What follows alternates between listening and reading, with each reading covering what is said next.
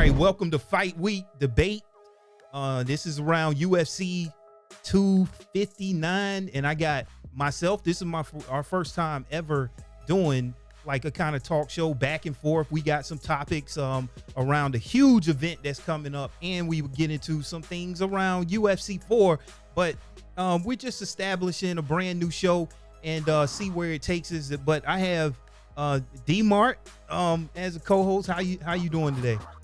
What's up, Boxer? Thanks for having me. This is gonna be fun. Yeah, and then of course we got our ESFL commentator, and D-Mart's the ESFL commentator. Also, Frank, no streaming. How you doing today? I'm good, man. I'm good. Also, like D-Mart said, happy you had me on, man. You know, it's an honor to be here. I'm excited to get into it. Yeah, definitely. So this is a huge fight week coming up. I am super excited about this fight week. We got 3 championship matches coming up, and the first one I want to kind of talk about is this Jose Aldo versus Petr Yan. Any fight predictions here from any one of you guys? Who you think gonna take it? Wait, hold on. You mean Aljo? Aljo. Yeah. What did I say? Yeah, Aljo. You said Aldo. Oh yeah. Okay. Aljo. Aljo. Yeah. Sorry about that. No worries, man. I personally think that Aljo is going to come in and get the strap. I think, honestly speaking, I think he can get it done within 2 rounds. I feel like 2 rounds. I'm serious, Boxer. I don't feel like we've seen Jan's ground game tested to a serious level. And on the other side of that coin, I feel like Sterling is on that next level as far as his jiu-jitsu and wrestling chops are concerned. I feel like he's almost... You remember how dominant like young John Jones was with his wrestling in the beginning? I feel like Sterling is kind of almost to that same extent in the bantamweight division. Yeah. It's not exactly the same comparison, but it's, in the ballpark. He's a longer fighter at that division, and I just feel like if he gets a hold of any of Jan's limbs, he's going to be able to seize it and get that victory. What do you think, D-Mart? I want to argue with Frank, but I'm going to have to completely agree. I mean, Jan's a good fighter. We saw him beat up Faber there, knocked him out. Then he beat up Aldo there to get the strap there. But I just think, other than Jimmy Rivera and John Dotson, both decision wins, what big wins have Petr Yan had? It's not. I just don't think he's had tougher. It's not as tough as competition as Sterling. And Sterling, like his last match, just grabbed Corey Sandhagen, just like UFC 4, backpack, see ya, good night. Like that was. He eliminated him, and that's what you got to watch out with Sterling. Like Frank was saying, his wrestling's dominant. He can strike, and I think he's fought better people like Caraway, Rafael Assunção, and Marlon Moraes, and Jimmy. He's also fought Jimmy Rivera and Pedro Munez. So I mean, he's got big names, and it's just his last performance to me was so dominant, and. Petr Yan just maybe needs to knock somebody out more relevant than maybe a Faber, and I do like Jose Aldo, but he's getting older, and he's cutting down to that weight, so it's just, to me, I'm going to go with Sterling on that one. Yeah, man. You know what? I'm actually gonna have to disagree with you guys on that one. Really, Aljo definitely had a super impressive fight against Corey Sandhagen. I mean, that was, especially when we see what Sandhagen is doing now with his epic knockouts. But I mean, you get that loss in there from Jimmy Rivera, but that was way back in 2019, and then he's been on a dominant streak. But I just don't see Petr losing right now. 15-1 in the UFC. I gotta go with Yan. I think he's going to be the more well-rounded fighter, even though Aljo is a beast on the ground. Just with the stand-up and just how dominant I'm seeing Yan on the ground, and when I'm seeing his striking, when he's training with these boxing coaches and stuff, something just tells me the champ is gonna take this one. How are you going to go against Matt Serra, dude? Matt Serra's going to be screaming in his corner, just gassed up. Matt Serra, man. That's all you're going to hear. It's going to be, barely any fans there. Just be Matt Serra yelling all the time. The lucky win against GSP? Is that what we? Yeah, he did. Yeah, but he's the man. I'm just saying. I'm just kidding with you, but I need Petr Yan to beat. If he can beat Aljo, great. But give me some bigger names than retired Faber and cut down Aldo, That's in my exactly opinion. But exactly. Fine. would you beat John Dobson? Like John Dobson decision? Great, man. Yeah. You're the Find man. me Like, one win sorry, on John, Jan's but record that's not washed. I mean, who? I'm looking at it right now, and yeah, like you said, Dodson passed his prime. Faber should have retired 4 years ago. Rivera was in that weird streak where he was. I don't know. There was something going on with Jimmy Rivera. Aldo? Not the same guy he used to be. Jose Aldo. We're talking 2020 Aldo, summer 2020. Right. He hasn't been the same since Conor. I mean, he had a slight resurgence there. Like, don't get me wrong, 3-round Aldo is a problem. Like, he's a great fighter. But I just feel like that's the number one, the first time we've seen Jan go into deep waters. And I'm not gonna say I wasn't impressed with what I saw, but it was just a case of I think Aldo wilting faster than Jan did, you know, because Jan was also looking like he was struggling. So he was getting clipped. Exactly. And Jose was touching him. Yeah, now I know this equation doesn't work out in the UFC where you got B is greater than C, and in the course of A is greater than B, then you would think that A is greater than C when you got Yan beating Rivera, and then Rivera beat Aldo. But, you know, I mean, I know that the equation doesn't work out, but I'm looking at that and factoring things in. You right to John Dodson, Uriah Faber. Yeah, you know what? We'll see Saturday. You know, we'll see who's right, and we'll be able to come back right here and say I told you so. You won't. I'm putting 50 on Sterling. I'm putting $50 on him. Woo! I see that. Well, yeah, I got my DraftKings set. I got a buddy coming over this weekend. I'll chuck $50 on him with a buddy. Let's go. All right, so let's get into this next. We may agree here. I may disagree with you guys just for the sake of argument, but Amanda Nunes versus whoever, right? But in this case, Megan Anderson. Amanda Nunes is a problem ever since she stepped into the UFC, just knocking everyone out. Of course, Cyborg, but we talking Ronda Rousey and goes on. So, in terms of who do you think is going to win this fight, Amanda Nunes versus Megan Anderson? Who you guys got? I mean, I'll start because all I'm going to say is this, all right? Shevchenko, Rousey, Raquel Pennington, Holly Holm, and we've got Felicia Spencer. She just 5-round decision, and Durandamine before that a 5-round decision. I don't know, and Cyborg, of course, that she just bang 1 minute.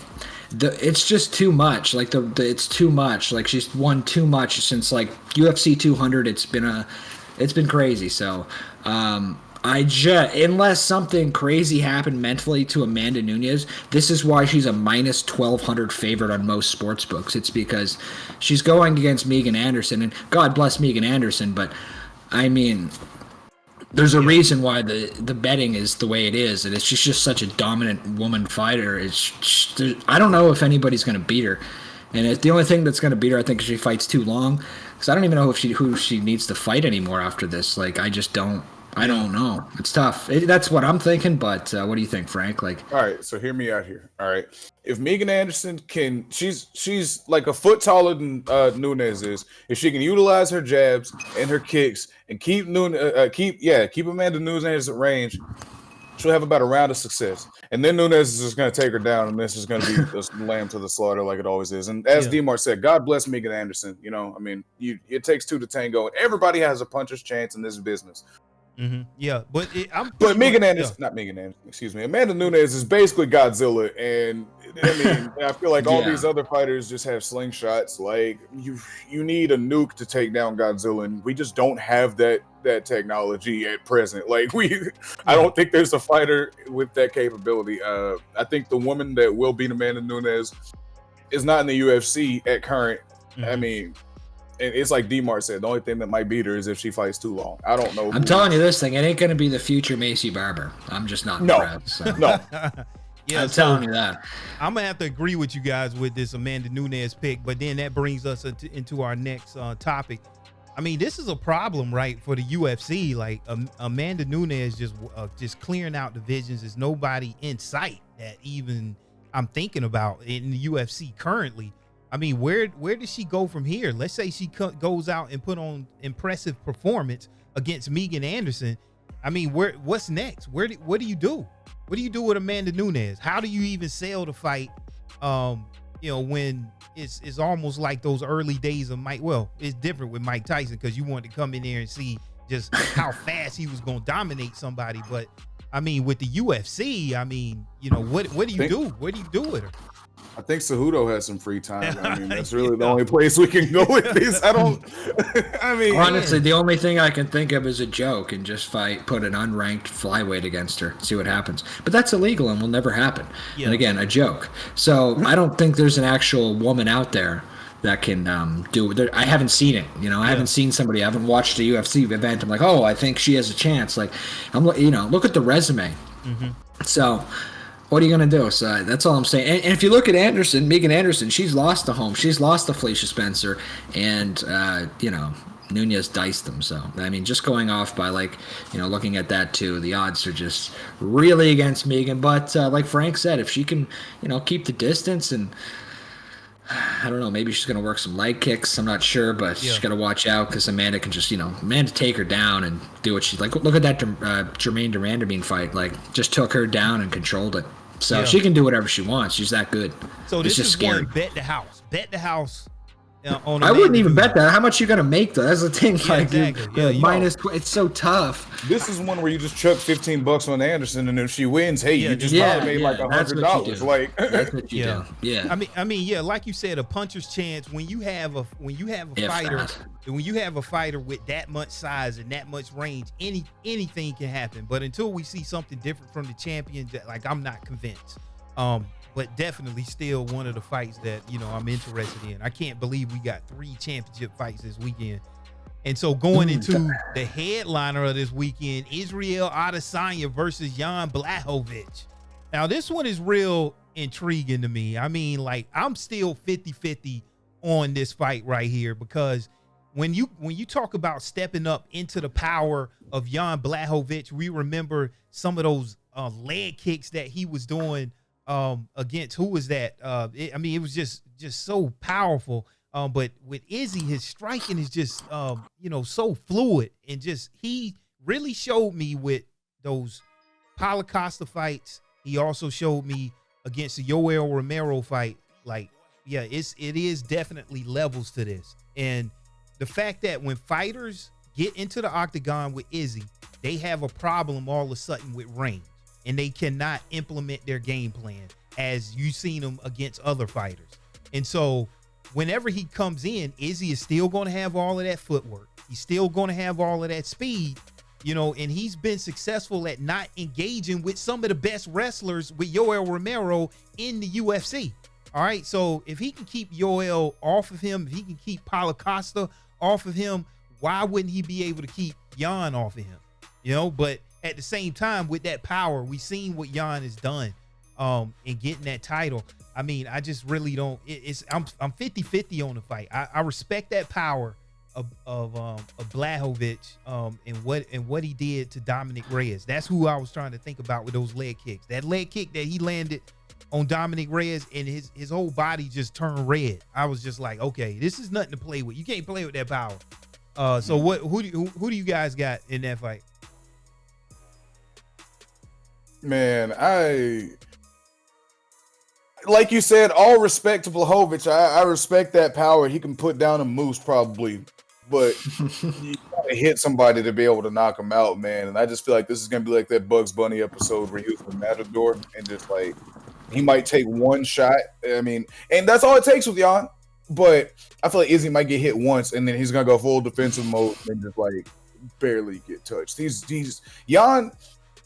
is he's a very powerful striker, but he's not the best mover by any means. He has plodding footwork. He's slow. I'm trying not to say he's slow, but damn it, he's slow. Especially in comparison to somebody like Israel. I feel like he's gonna be able to dance around the cage on him and just throw whatever he wants. He's gonna have him biting on feints, and I mean, it's gonna look textbook by the end of the night. Yeah, what you think, D? I just think Izzy's going to put a masterclass performance on. And I think this is an easy win for him. I think, go up the light. Yeah, I mean, I just do. Power's power, but you got to, like Frank said, you got to hit the guy. And he's already fought Romero, Silva, Costa, Kevin Gastelum. I mean, he got caught by Gastelum. Robert Whittaker. I just think that's much tougher than Jan's fought. No disrespect to him, but he just won the title against Dominic Reyes there, who it was John Jones left, and great, but I don't think he beats John Jones. And to be honest, I just think this is easy for Izzy to get another belt, and I just think it's going to be a wash unless he gets him with a hook, and he can get caught. Izzy can get caught, but I don't know. If he does get caught, I think it's going to be in the later rounds. That's it. But I just think Izzy's going to keep the distance, move a lot, work those kicks. I don't know. Unless he gets caught later. Yeah. Because I think it could go the distance because I just don't see Izzy losing this one, man. And I just think it's he's got too much confidence going into this. He's 20-0 in MMA. It's just I think he's taking it. I just think he's taking it. Easy. Yeah. I bet on him too. Okay, so I just saw an interview and Izzy is saying that he'll probably come into the fight around 193 in a 205 fight. And somebody that's 205 with Blachowicz, he's easily probably walking around easy 215, probably way bigger. Is he going to take him down or what? Is he going to take him down and beat him up? Yeah, I mean, maybe. And that's one thing. Izzy was saying when it comes down to weight in a fight, if somebody was like 300 and they took you down and laid on you, then it may be a problem. But he didn't think that it was going to be a problem between the difference between his weight right now and where Blachowicz is. We'll see that Polish power if it works in the grappling too, right? Yeah, well, in the grappling, and that's one thing that we hadn't seen yet with Izzy and his grappling. I mean, so just because we hadn't seen it, right now, a lot of people are questioning it. Whenever he went to the ground against Paulo Costa, we saw him throw up a few submissions there, triangle choke, getting out. Like, that was impressive stuff to me. When he finished Paulo Costa, on the ground. I mean, he just got, of course he was rocked at the time. He got down and just finished him ground and pound. So bigger athlete, champion, it's intriguing. It's not as a big of a stamp as with Amanda Nunes. Amanda Nunes, I have no problem, right? Right. With this fight, you just never know, Frank. Like, what? You never know. But one thing, I'm not entirely sure on the exact numbers. I'm 94% sure Izzy has a longer reach than Blachowicz in the first place. I mean, that's just a natural God-given advantage that he has. I don't feel like his weight is gonna be a problem because fighting lighter is probably a benefit to his style. Izzy he's a move more, get hit less kind of guy. He's not one of those guys who just charges into the pocket, relies on his block, and tries to find a way. Nah, man, his head is always moving. His head is always moving. His feet are always in some kind of motion. I mean, I feel like he's got the best head movement in the UFC. With a bullet. The only person close would probably be Wonder Boy, followed by Cruz. Those are the only ones I feel like in the conversation. Israel's like a cobra whenever you see his upper body movements, man. Like, it's ridiculous the way he's able to. Fazeev is also, he has entered the chat. I got to mention that real quick. I got to give him a shout out. That man is also living in the Matrix. But I just feel like his head movements it's too good, and I don't feel like Blachowicz's striking is diverse enough to counteract that.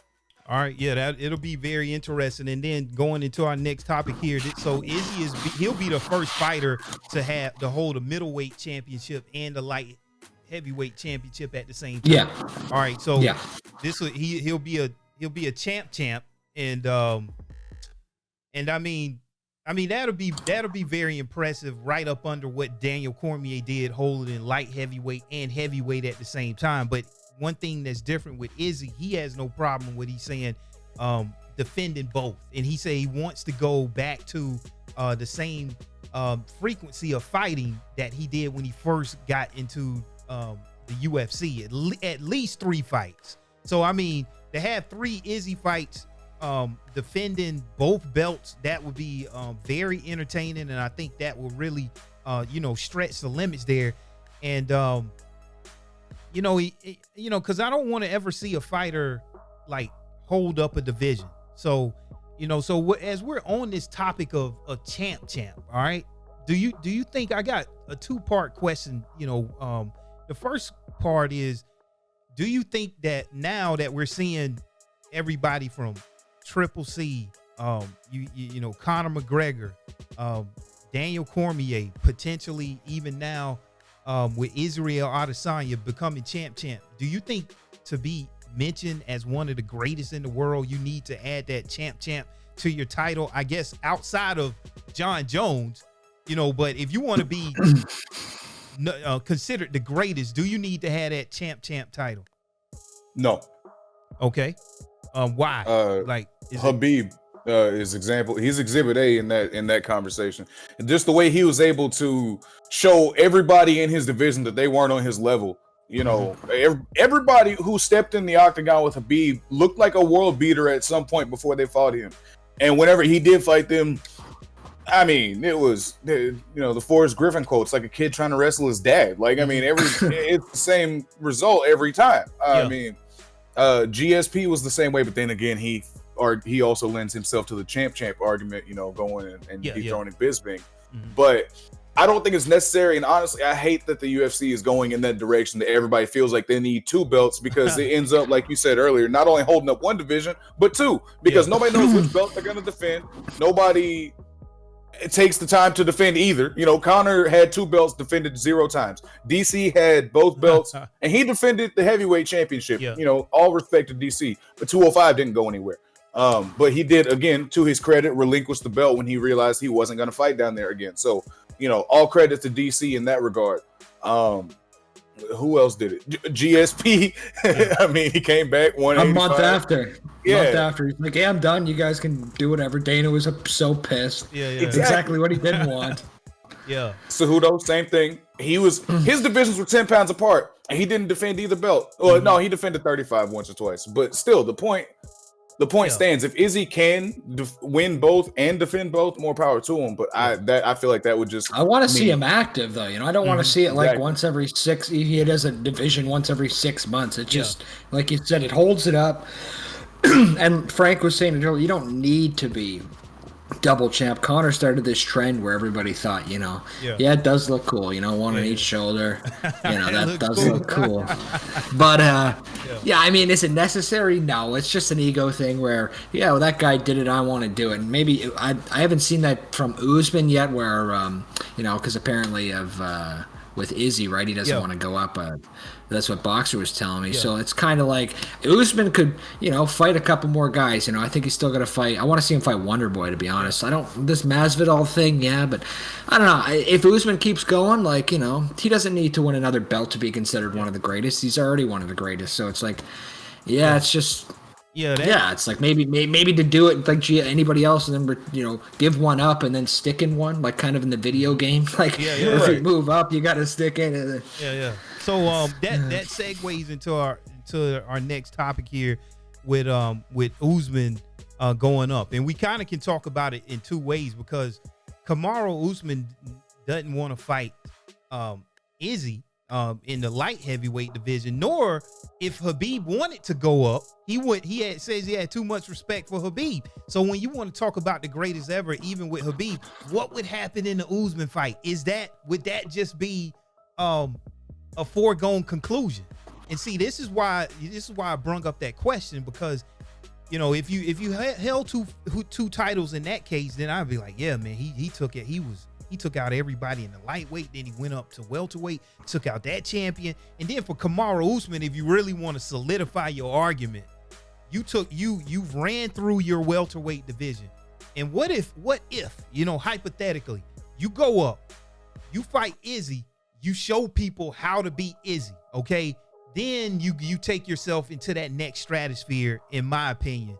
But with Kamaru Usman, this is the problem that I have right now. With Gilbert Burns, it was no friends. All right. You know, and that's what this game is all about. It's a singular event, just like boxing. You know, it's not a team sport. All right. And I get it. It's only competition. Everybody's friends at the end of the day, right? You fight, you get over it. So, you know, he doesn't want to go up when I think that he has everything that it takes to go up and even compete and even win that title. So I guess the question here is, does that does that hurt Kamaru Usman's legacy at all if he decides not to go up, or even if it's something like with the Khabib Nurmagomedov not even wanting to engage in that fight? Either way, you beat your division at those fighters at that time, and then that's it because of your alliances. Do you guys agree with that? Does that affect Usman's legacy at all? I don't think it does in the slightest, personally. Okay. Because I feel like if Usman can continue to do the things that he has done, dominating his division in one-sided fashion, that in and of itself makes the case for you being one of the greatest. Like I said earlier about Khabib and GSP, he was fighting guys at their prime and making them look like just regular Joes. I don't feel like he needs to go get a second belt or have somebody else, come up, for another champion from another division come up to him if he can continue to do the things he's doing, because he's going to fight Masvidal, he says, in September. That fight's going to go exactly the same as the first one. I mean, everybody can say what they want to. It's going to go the same as the first one. Yeah. Then maybe he fights Wonder Boy, like D-Mark said, because he's the only other person in like the top 5 that he hasn't fought. He's number 5. Another shot for Wonder Boy. I'd love it if Wonder Boy could go win the championship. That's my favorite timeline. But hey man, it's like almost 39. He needs that. Nobody wants to fight Leon Edwards. He's number 3. Usman's already beaten him, and I feel like he'd do it again. He did. Yeah, he beat him, and I think he'd do it again too. Yeah. That's the thing. Everybody in the top 5, he's beaten, and I feel like he'd do it again. Go ahead, D-Mark.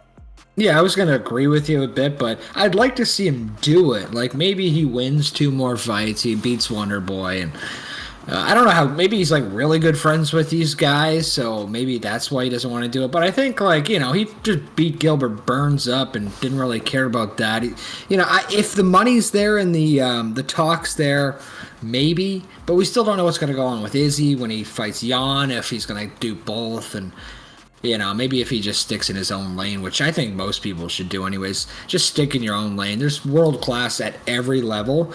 If you focus just on, maybe that's why they're so good, but GSP and Usman, they're just focused on the division. They weren't like, I have to go get this second title. Yeah. The grass is always greener. No, just stick in your own lane, man, and beat everybody up that was a world beater. And then what are they going to say? And then they could just look and you just wipe that whole division. Conor, God bless him, he did really well in featherweight. Then he went up to lightweight. And look what happened after that. It's just, I think he just. But we wouldn't have these super fights. We wouldn't have this weekend right now if it wasn't for these super fights and these fighters like Izzy saying, "Hey, I want to go up and I want to grab that strap." And you know what? I'm big enough. I could go up and grab the heavyweight strap. What if Izzy has the top 3 belts in the UFC one day? Yes, that's greatest of all time to me. I'm sorry, I don't care.